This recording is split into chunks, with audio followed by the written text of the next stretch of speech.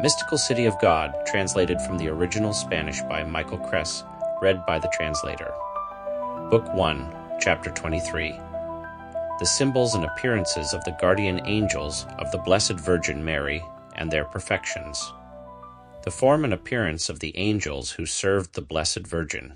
As previously stated, these guardian angels numbered 1,000, unlike other souls, who are each assigned only one guardian angel.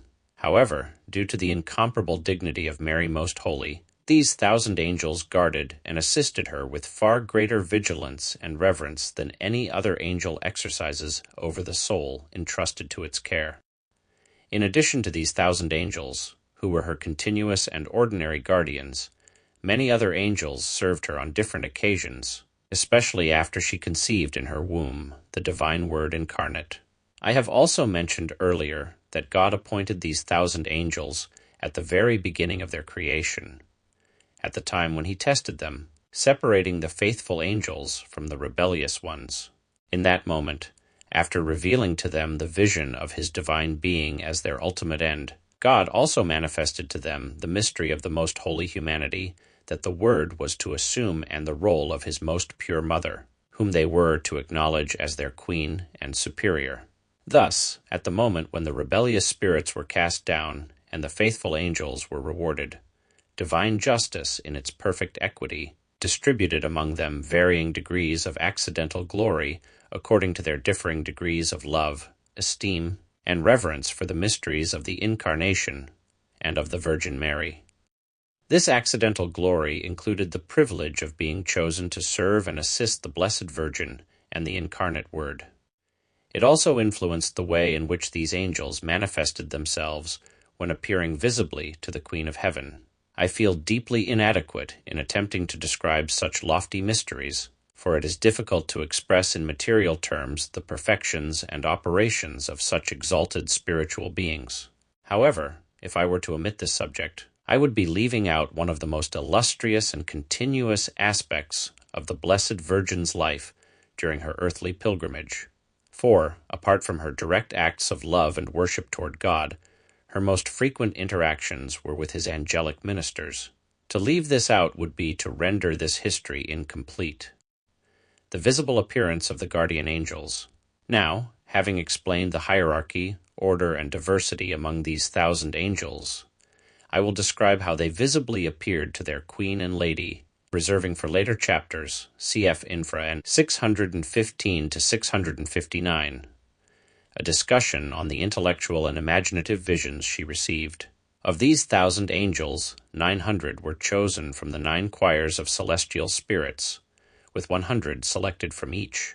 These were chosen from among those who, during their original trial, had displayed the greatest love, admiration, and reverence for the Virgin Mary. When they manifested themselves to her in a visible manner, they took the form of youthful men of remarkable beauty and grace.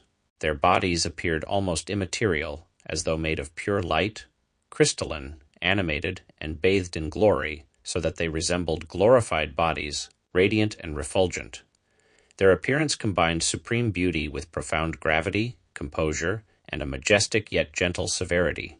Their garments were magnificent, appearing as though woven entirely of light, resembling the finest, most brilliant gold interwoven with delicate hues of celestial colors. These garments displayed an exquisite and ever-changing variety of splendor, enchanting the gaze with their incomparable radiance.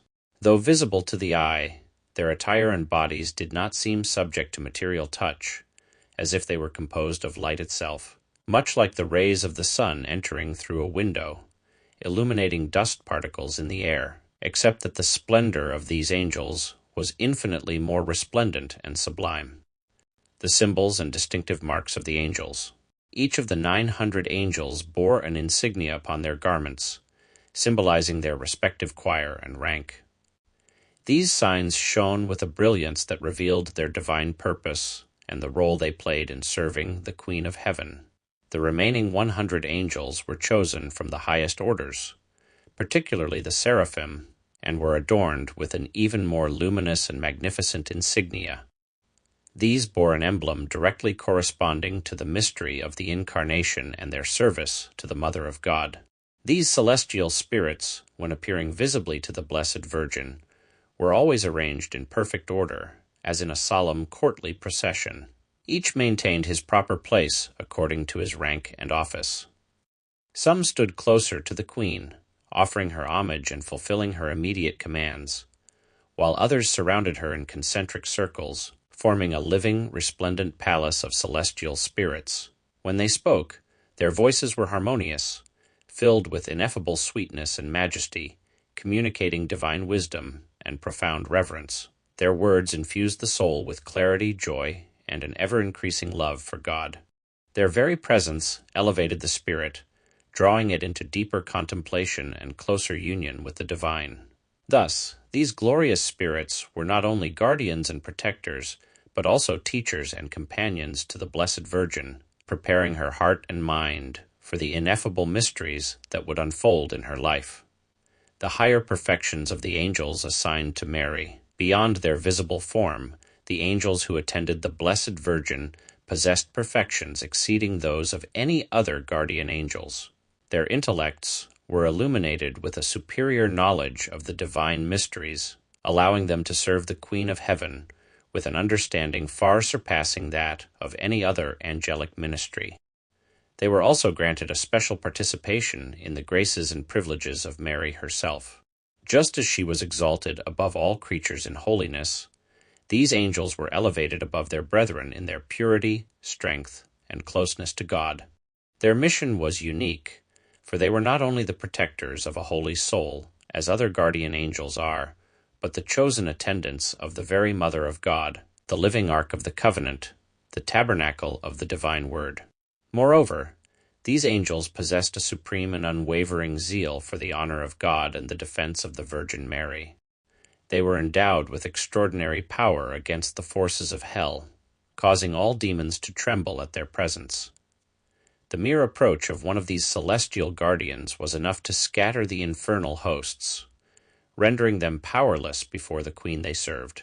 Thus, the 1,000 angels assigned to Mary were not only her guardians and servants, but also the witnesses and participants in the great work of the Incarnation. From the first moment of her existence, they surrounded her with celestial reverence, guided her steps, and, in their visible manifestations, reflected the indescribable splendor of God's wisdom and love for his most perfect creature. The crowns and symbols of the angels who served Mary. In addition to their radiant garments, all of Mary's guardian angels wore crowns of exquisitely beautiful and living flowers. These crowns exuded a heavenly fragrance, not an earthly scent, but one that was spiritualized, filled with sweetness and grace. In their hands, they carried palms woven with an extraordinary variety and beauty, signifying the virtues and victories that the Blessed Virgin was destined to accomplish and be crowned with in sanctity and glory. They held these symbols as though presenting them in advance, discreetly yet with profound joy and jubilation. On their chests, they bore a special insignia, a divine emblem, comparable to the insignias of military orders, but infinitely more glorious. This emblem contained a single phrase, Mary, Mother of God. It was a mark of tremendous honor, radiance, and beauty for these holy princes of heaven. However, its full meaning was not revealed to the Queen of Heaven until the moment she conceived the incarnate Word in her womb. The insignia of Mary, Mother of God. This emblem was a source of admiration, shining with an unparalleled brilliance, standing out even among the resplendent adornments of the angels. Its radiance shifted in hues and intensity, signifying the various mysteries and divine perfections contained within this holy city of God, the Virgin Mary. It bore the most exalted and sovereign title that could ever belong to a pure creature, Mary, Mother of God. With this title, the angels not only honored their queen, but they themselves were also honored. They had been chosen as her special guardians because, among all the celestial spirits, they had excelled in devotion, admiration, and love for the one who was deemed worthy to be venerated by all creation. Blessed 1,000 times over were those angels who received the singular privilege of serving Mary and enjoying her love in return. The effects of these angelic manifestations on Mary. No one but the Blessed Virgin herself could fully describe the effects that these celestial princes and their adornments had upon her soul. Through them, she was made to contemplate the greatness and divine attributes of God. They revealed to her the immense graces that he had already bestowed upon her, the blessings he continued to grant her, and the infinite treasures of the divine hand that he had prepared for her. These manifestations enkindled in her an ever-growing fire of divine love and praise, which only intensified as she advanced in age and as the events of her life unfolded. When the moment of the Incarnation arrived, her angelic guardians further unveiled the mystery that had been inscribed upon their chests, the very words, "Mary, Mother of God." The revelation of this divine title filled her immaculate heart with such profound humility and tender love that words fail to express the intensity of her response. Recognizing her own unworthiness in comparison to the ineffable grandeur of this mystery, she was moved to an even deeper love, a more fervent praise, and a humility beyond human comprehension. The 70 seraphim closest to the throne of God. Among Mary's 1,000 guardian angels, 70 were chosen from the highest order of seraphim, those who dwelled nearest to the throne of God. These were the angels who, during their original trial, had most ardently desired the realization of the hypostatic union, the divine mystery in which the second person of the Holy Trinity would unite his divine and human natures in one person. Because of their intense love and longing for this mystery to be fulfilled in a woman, they were granted a unique reward in both essential and accidental glory. This reward included the privilege of serving the Blessed Virgin and attending to the mysteries that unfolded in her life. The appearance of the seraphim. When these 70 seraphim visibly appeared to Mary, she saw them in the same form in which the prophet Isaiah had once seen them, in the vision described in Scripture. They had 6 wings. With 2 wings they covered their faces, symbolizing their humility before the unfathomable mystery of God's majesty. Though they understood and believed in the divine plan, they acknowledged their own limitations in fully comprehending its depth. They prostrated themselves in adoration before the infinite wisdom and holy judgments of the Almighty. With 2 wings they covered their feet, signifying their reverence for the Blessed Virgin Mary, who, although of human nature, was exalted above all creation. This act expressed their acknowledgment of her incomprehensible dignity, her sublime grandeur, and her unique proximity to God. Even these highest seraphim, who dwelled closest to the divine presence, recognized that they could not match the dignity, excellence, and steps of Mary's journey toward the fulfillment of God's will. Thus, these most exalted angels, though the greatest of their kind, bowed in profound reverence before the Queen of Heaven, acknowledging her superiority in holiness and grace, second only to God. The insignias of the holy guardian angels of the Blessed Virgin Mary and their perfections.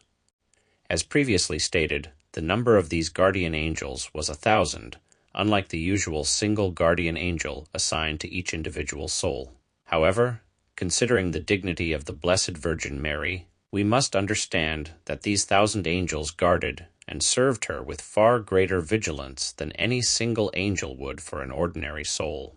In addition to these 1,000, who provided ordinary and continual guardianship, many other angels served her on various occasions, especially after she conceived the divine Word incarnate in her womb.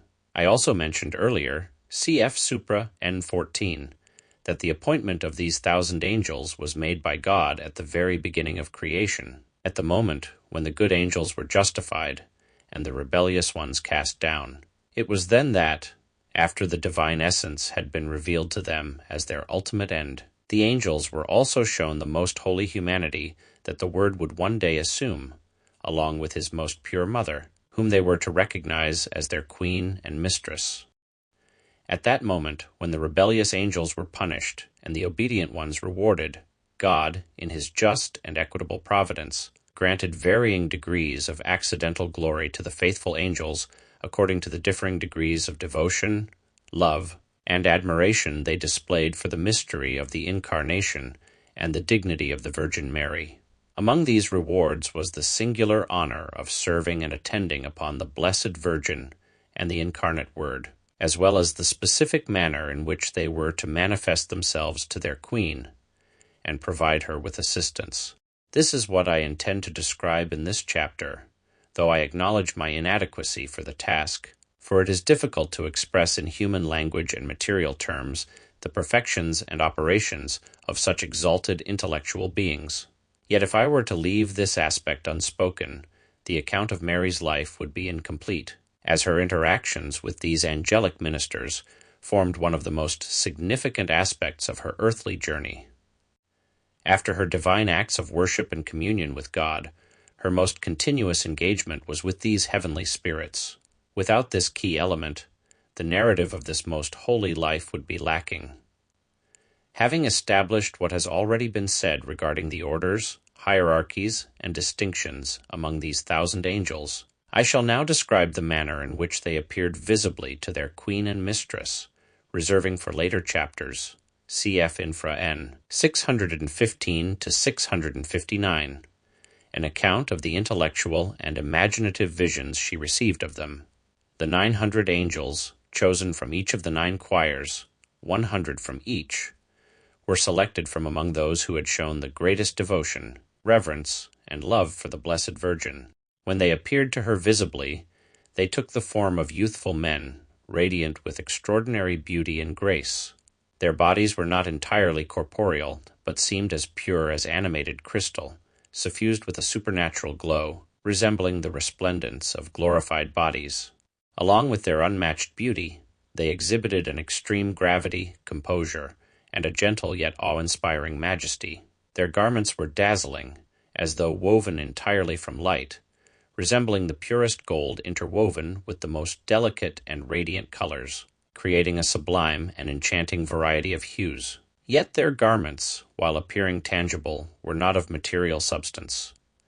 Rather, they were like beams of sunlight streaming through a window, illuminating the air with tiny particles, yet remaining intangible to the touch. The splendor of their presence far surpassed that of the sun.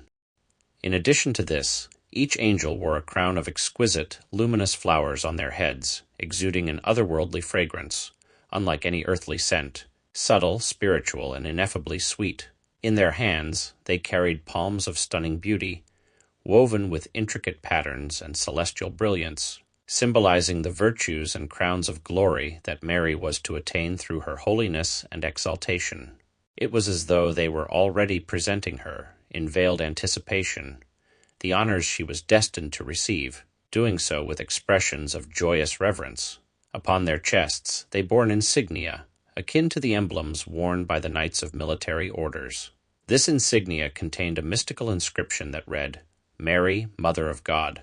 For these celestial princes, this insignia was a mark of immense glory, an ornament of inestimable splendor, and a badge of honor. However, it was not revealed to Mary herself until the moment she conceived the incarnate Word in her womb. The insignia was dazzling beyond description, radiating a brilliance that stood out even among the radiant glory of the angels' adornments. Its resplendence would shift in various luminous patterns, reflecting the mysteries and perfections hidden within this holy city of God, Mary herself.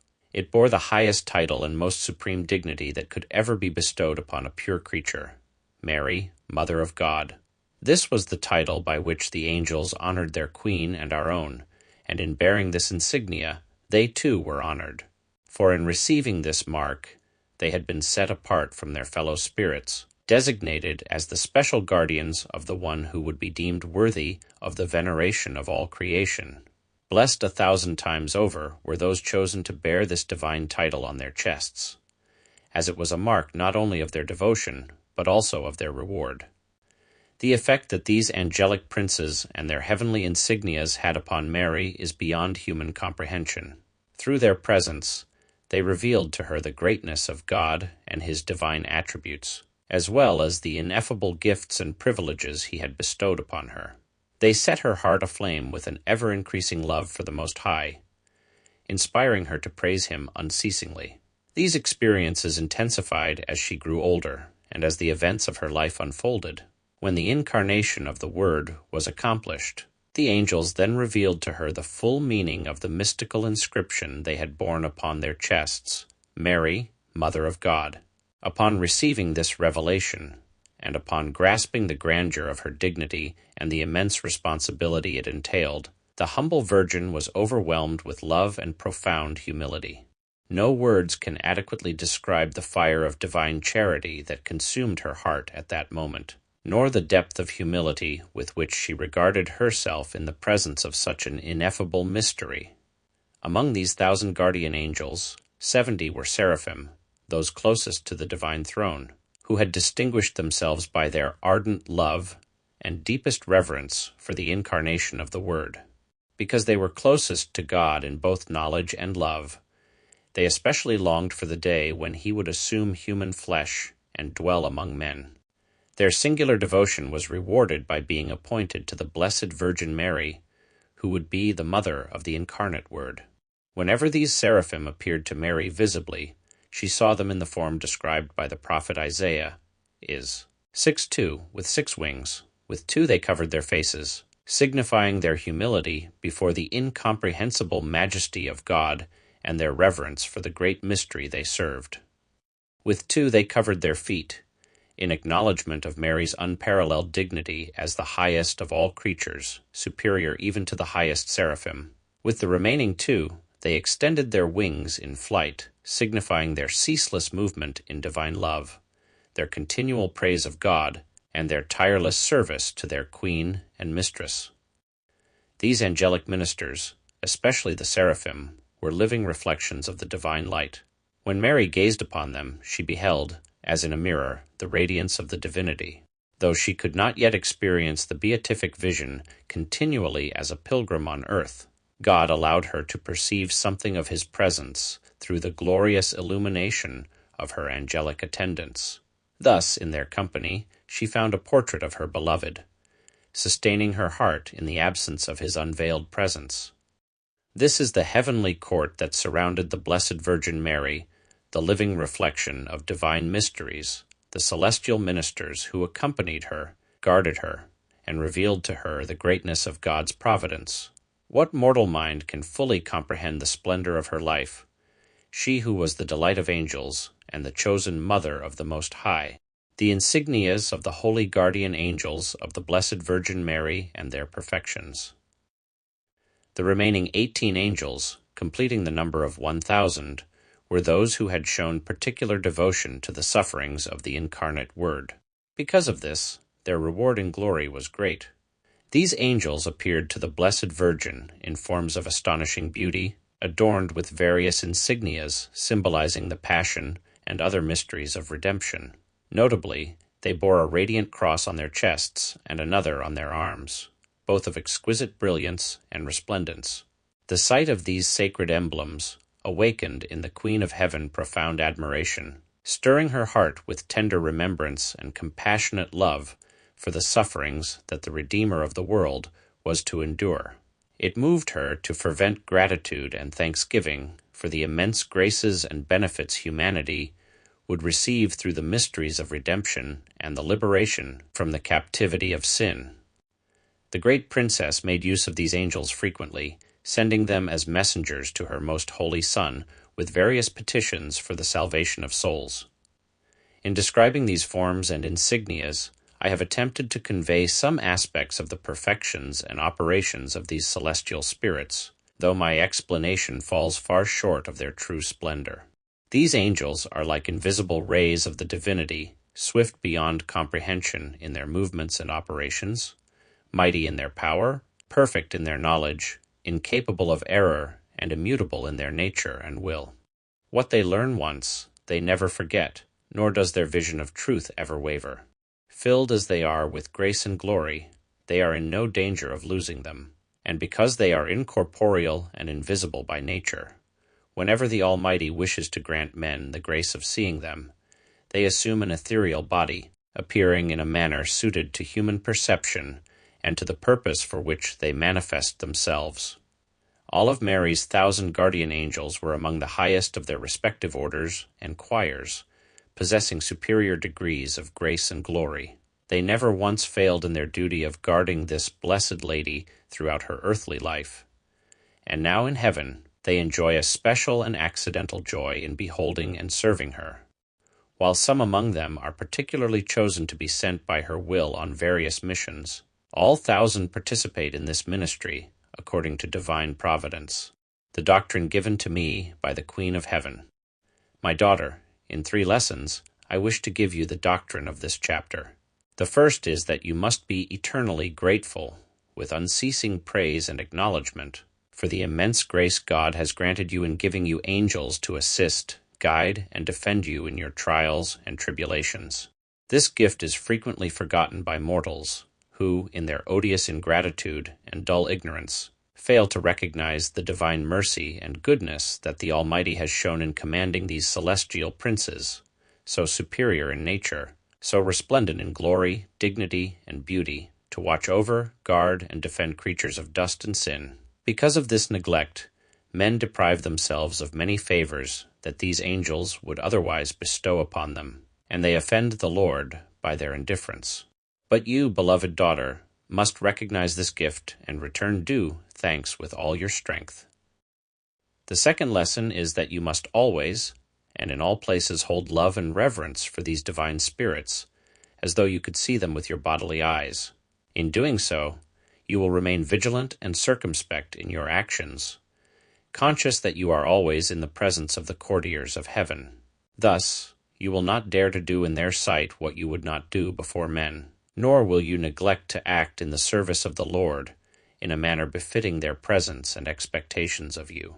Remember that they continually behold the face of God, Matthew 18, verse 10, as blessed spirits, and when they turn their gaze toward you, it is not fitting that they should witness anything unworthy. Show them your gratitude for their faithful guardianship, their defense of you, and their loving protection.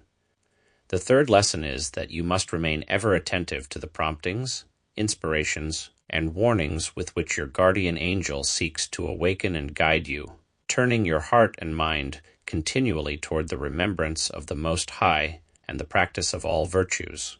Consider how often you have called upon them, and they have answered, how often you have sought them and found them, how many times you have asked them for signs of your beloved, and they have given them to you. Reflect on how often they have urged you to love your spouse more ardently, how they have gently rebuked your negligence and spiritual sloth, and how, when trials and temptations caused you to lose sight of the light, they patiently bore with you, suffered your failings, and lovingly guided you back to the right path of the Lord's commandments. Forget not, my daughter, how much you owe to God for this great benefit of the angels, which he has granted you above many nations and generations. Strive, then, to be grateful to your Lord and to his angelic ministers.